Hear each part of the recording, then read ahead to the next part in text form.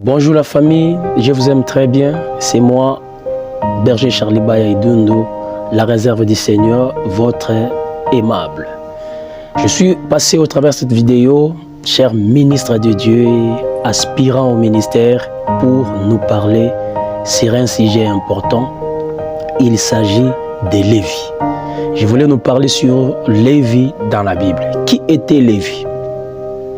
Lévi, biologiquement parlant, il fut l'un des fils de Jacob le patriarche.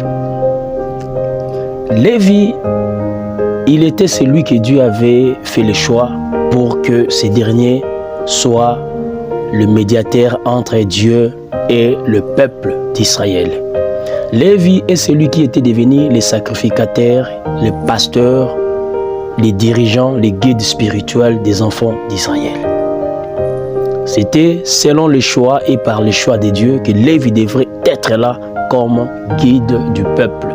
Devant Dieu, quand il y avait des problèmes, c'est Lévi qui devait trouver la solution. Lévi, selon l'histoire, n'avait pas la part. N'avait pas la part, c'est-à-dire, quand Israël est arrivé en Canaan, on devrait partager des terres. Mais Dieu a dit à Josué que Lévi n'aura pas la part parce que Lévi ne sera pas partagé de son peuple, mais il sera mélangé. Lévi sera partout. Lévi habitera partout parce que son rôle, c'est de rassembler les enfants d'Israël.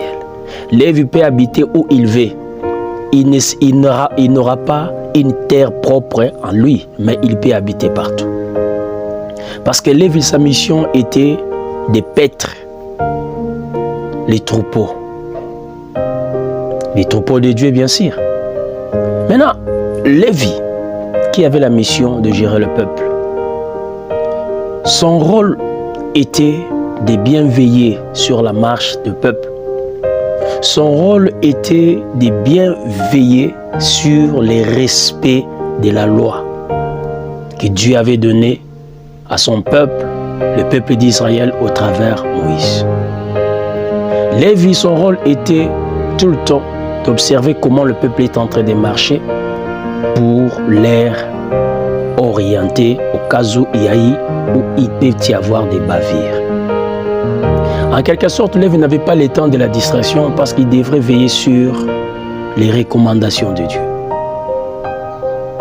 Chers enfants de Dieu, quelle leçon que nous devons tirer dans ces sujets parlant de Lévi? Ministre de Dieu, aspirant au ministère, être appelé ministre de Dieu, berger des troupeaux, ce n'est pas un titre honorifique. Oui, quand même que ça fait du bien, mais c'est une responsabilité.